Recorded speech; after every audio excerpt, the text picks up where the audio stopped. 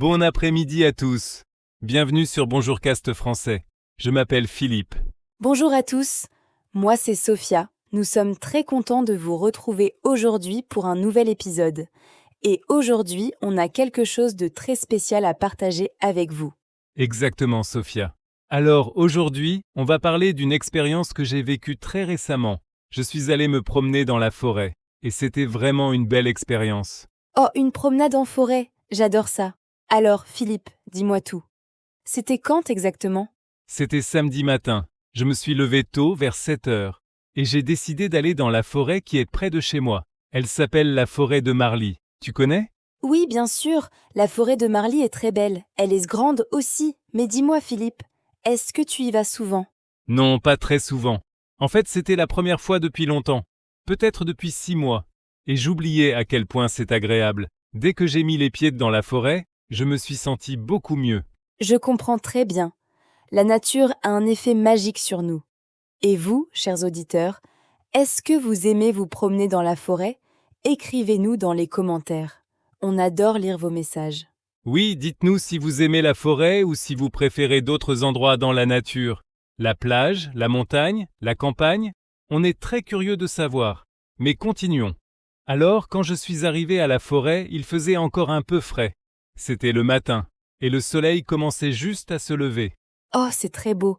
J'imagine que la lumière du matin dans la forêt est magnifique. Absolument. La lumière passait entre les arbres. Tu sais, ces rayons de soleil qui traversent les feuilles. En français, on appelle ça parfois des rayons dorés. C'est vraiment un spectacle extraordinaire. Oui, j'adore cette image. Et est-ce qu'il y avait beaucoup de monde dans la forêt à cette heure-là ? Non, presque personne. J'ai croisé un monsieur avec son chien, et plus loin 2 personnes qui couraient. Mais c'était tout. La forêt était très calme, très silencieuse. Enfin, silencieuse. Ce n'est pas tout à fait le bon mot. Ah oui ? Qu'est-ce que tu veux dire ? Il n'y avait pas de bruits humains, pas de voitures, pas de musique, pas de conversation. Mais la forêt elle-même n'était pas silencieuse du tout. J'entendais les oiseaux. Il y en avait beaucoup, différentes sortes d'oiseaux.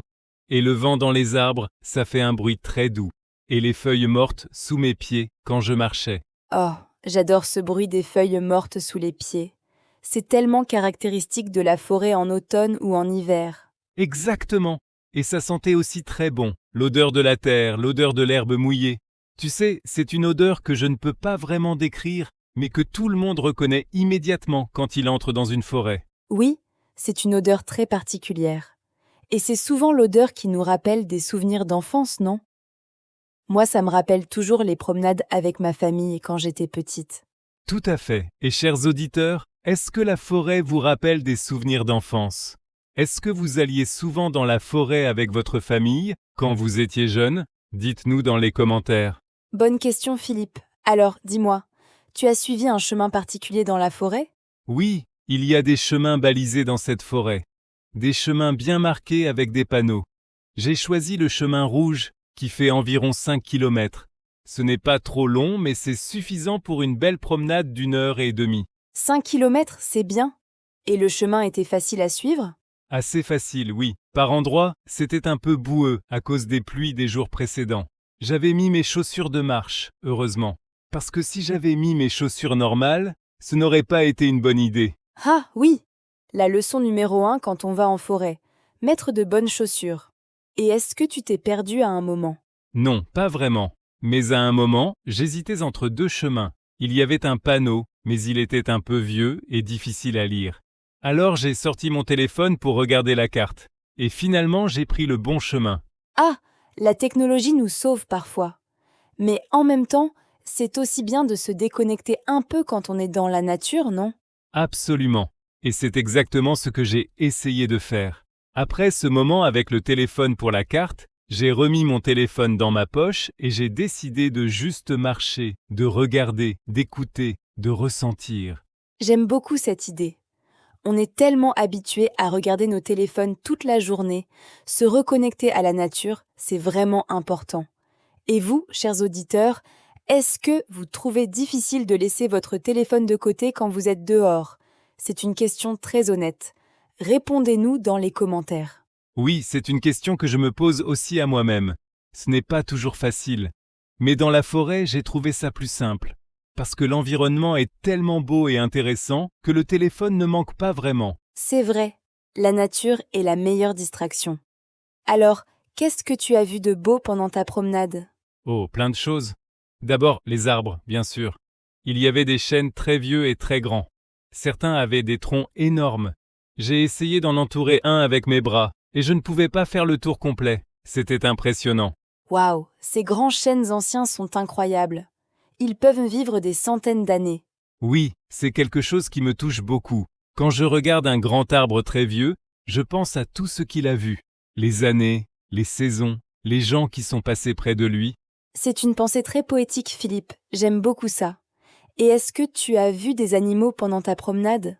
Oui, c'est l'une des choses que j'ai préférées. À un moment, j'ai entendu un bruit dans les buissons à côté du chemin. J'ai regardé et j'ai vu un écureuil. Il m'a regardé une seconde et puis il a sauté sur un arbre et il a disparu. Oh, les écureuils sont tellement mignons. Est-ce que tu as pu le prendre en photo? Non, malheureusement, il est parti trop vite. Mais j'ai vu aussi des oiseaux plus clairement. Un oiseau rouge, je pense que c'était un rouge-gorge. Il était sur une branche très proche du chemin et il ne semblait pas avoir peur de moi du tout. Le rouge-gorge est l'un de mes oiseaux préférés. Ils sont si petits et si beaux. Et chers auditeurs, est-ce que vous aimez observer les oiseaux? En français, on dit l'observation des oiseaux. C'est une activité très populaire dans de nombreux pays. Dites-nous si vous pratiquez ça. Oui, et c'est une activité très relaxante. Pendant ma promenade, j'ai aussi entendu un pique-vert. C'est l'oiseau qui fait du bruit en frappant les arbres avec son bec. On entend d'abord le bruit et ensuite on cherche l'oiseau avec les yeux. J'ai fini par le trouver, haut dans un arbre. J'adore ce son du pique-vert. C'est très caractéristique de la forêt. Bon, et à part les animaux, est-ce qu'il y avait d'autres choses intéressantes? Oui, à mi-chemin, il y avait une petite clairière. Tu sais, un endroit dans la forêt où il n'y a pas d'arbres, où le ciel est visible. C'était magnifique. Je me suis assis sur un vieux tronc d'arbre là-bas et j'ai simplement regardé le ciel pendant quelques minutes. Comme c'est beau, et qu'est-ce que tu ressentais à ce moment-là? Je me sentais très calme, très léger, comme si tous les soucis de la semaine avaient disparu. C'est vraiment la meilleure façon de décrire ça. La forêt m'a vidé la tête. Oui, on appelle ça parfois le ressourcement en français. Se ressourcer dans la nature. Et les Japonais ont même un concept pour ça. Le bain de forêt ou Shinrin-yoku. L'idée de marcher lentement dans la forêt et d'utiliser tous ses sens. C'est prouvé scientifiquement que ça réduit le stress. Exactement. Et je peux confirmer que ça fonctionne. Après ma promenade, je me suis senti beaucoup mieux pour toute la journée. Même mieux que si j'avais dormi 1 heure de plus. C'est fascinant. Et chers auditeurs, avez-vous déjà entendu parler du bain de forêt ou du Shinrin-yoku? Est-ce que vous croyez que la nature peut vraiment nous aider à nous sentir mieux? Partagez vos pensées dans les commentaires. On adore avoir des conversations avec vous. Absolument. Vos commentaires nous font vraiment plaisir. Alors Sophia, toi aussi tu aimes la forêt? Oh oui, j'adore! Moi, quand je vais dans la forêt, j'aime surtout y aller au printemps. Quand les fleurs apparaissent, quand les arbres ont de nouvelles feuilles vertes fraîches, c'est une magie particulière. Ah oui, le printemps en forêt, c'est magnifique. Mais moi, je préfère l'automne, je crois. Les couleurs des feuilles, le rouge, le jaune, l'orange, c'est spectaculaire. Ah, le débat classique. Printemps ou automne? Et vous, chers auditeurs, quelle est votre saison préférée pour se promener dans la forêt? Le printemps, l'été, l'automne ou l'hiver? Dites-nous. C'est une belle question. Moi, je n'ai jamais essayé l'hiver avec de la neige. Je pense que la forêt sous la neige doit être absolument magnifique. Oh oui, c'est extraordinaire. Le silence est encore plus profond quand il y a de la neige. Les sons sont absorbés par la neige. Et les arbres avec leurs branches blanches, c'est comme un monde de contes de fées. Maintenant, j'ai vraiment envie d'y retourner en hiver.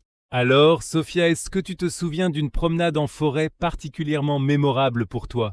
Oui, bien sûr. C'était il y a quelques années, pendant des vacances dans les Vosges.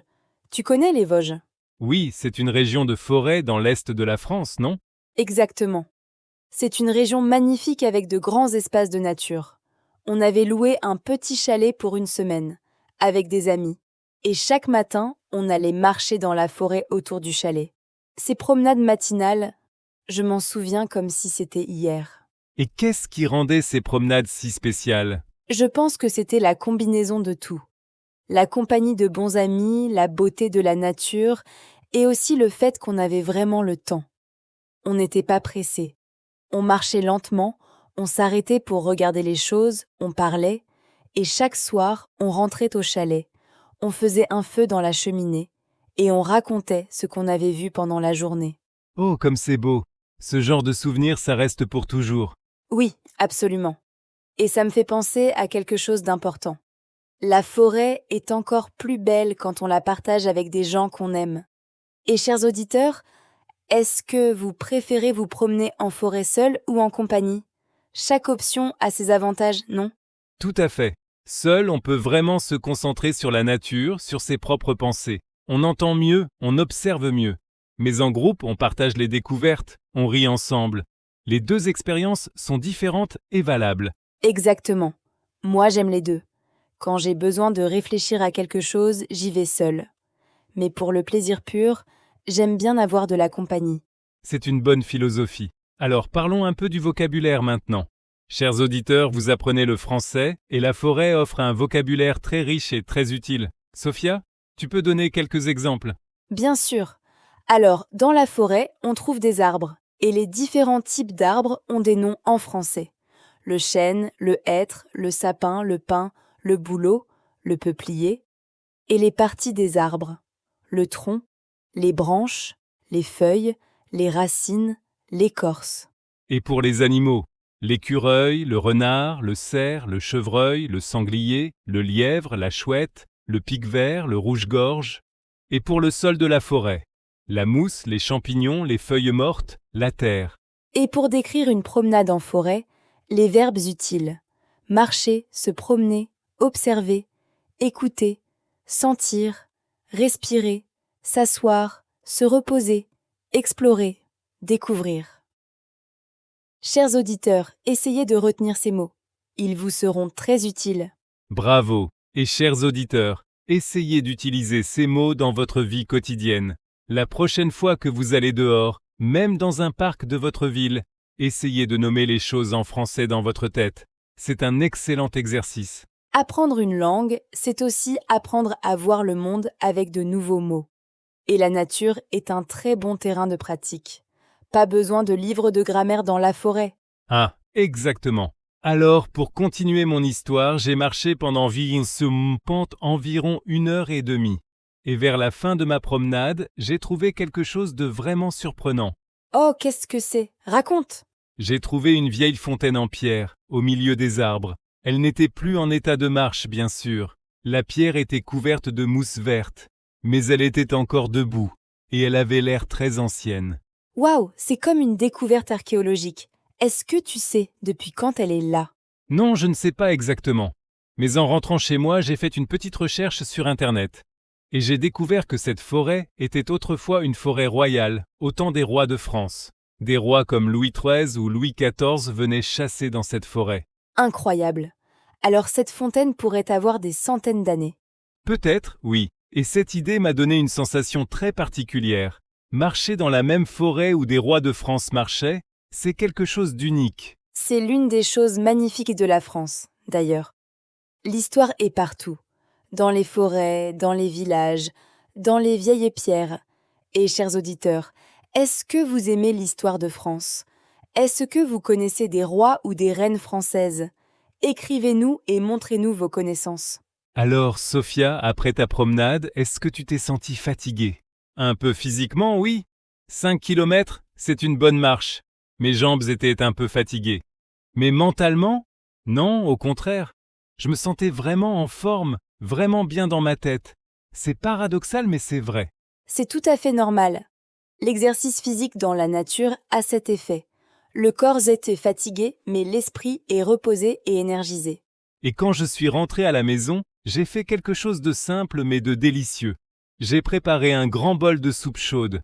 Et je me suis assis près de la fenêtre pour boire ma soupe et regarder les arbres dehors. Oh, comme c'est réconfortant. Une bonne soupe après une promenade dans le froid, il n'y a rien de mieux. Absolument.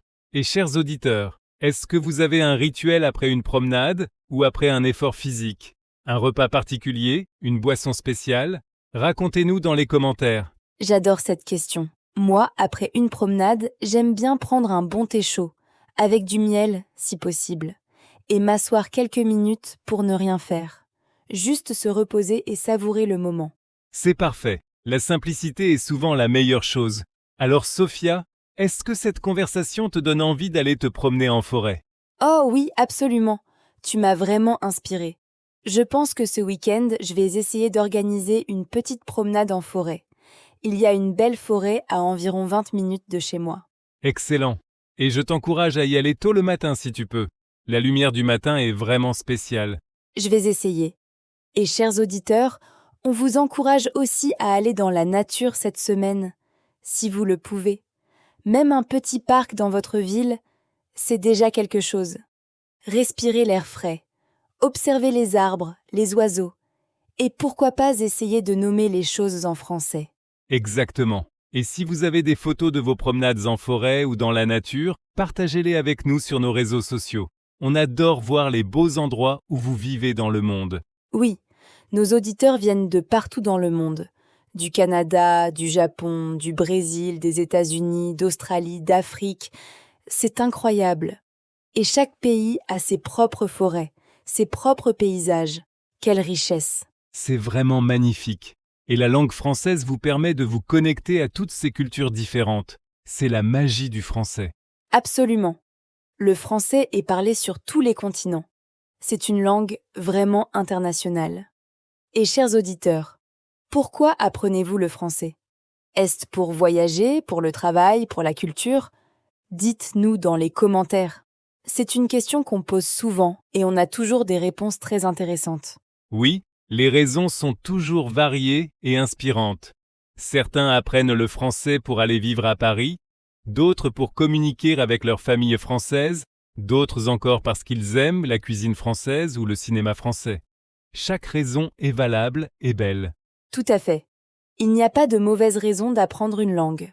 Chaque raison est personnelle et spéciale. Alors, pour terminer notre conversation d'aujourd'hui sur la forêt, j'ai une dernière question pour toi, Sophia. Si tu devais décrire la forêt en un seul mot, quel mot choisirais-tu? Un seul mot. C'est difficile. Je choisirais le mot sérénité, parce que c'est le sentiment principal que j'associe à la forêt. Le calme, la paix, l'harmonie. Et toi, Philippe? Moi, je choisirais le mot ressource, parce que la forêt est une ressource pour moi. Elle me redonne de l'énergie, elle me redonne de la joie, elle me redonne de la perspective. Quand je sors de la forêt, je suis une meilleure version de moi-même. Oh, j'aime beaucoup ta réponse. Et chers auditeurs, si vous deviez décrire la forêt en un seul mot, quel serait ce mot? Partagez votre mot dans les commentaires. On va lire tous vos mots avec beaucoup de plaisir. Ce sera notre petit défi pour vous aujourd'hui. Un seul mot pour la forêt. En français, bien sûr. Ah, bien sûr, en français. C'est Bonjour Cast français après tout. Et sur cette note joyeuse, nous allons clore cet épisode. Merci infiniment de nous avoir écoutés aujourd'hui. On espère que cette conversation vous a donné envie de vous promener en plein air. Et on espère aussi que vous avez appris quelques mots et expressions en français aujourd'hui. Rappelez-vous, marcher, observer, respirer, se ressourcer, se promener, se déconnecter. Tous ces verbes sont maintenant dans votre vocabulaire. Continuez à écouter Bonjour Cast français régulièrement. Chaque épisode est une nouvelle occasion de pratiquer votre français de façon naturelle et agréable. Et si vous aimez ce que nous faisons, laissez-nous un commentaire, mettez un pouce bleu, abonnez-vous à la chaîne. Chaque petit geste nous aide énormément à continuer ce travail. Vous êtes la raison pour laquelle nous faisons Bonjour Cast français. Et nous sommes très reconnaissants de votre soutien et de votre présence. Prenez soin de vous. Allez faire une belle promenade si vous le pouvez. Et nous vous retrouvons très bientôt pour un nouvel épisode. Bon après-midi à tous et à très bientôt sur Bonjour Cast français. Au revoir tout le monde. À la prochaine.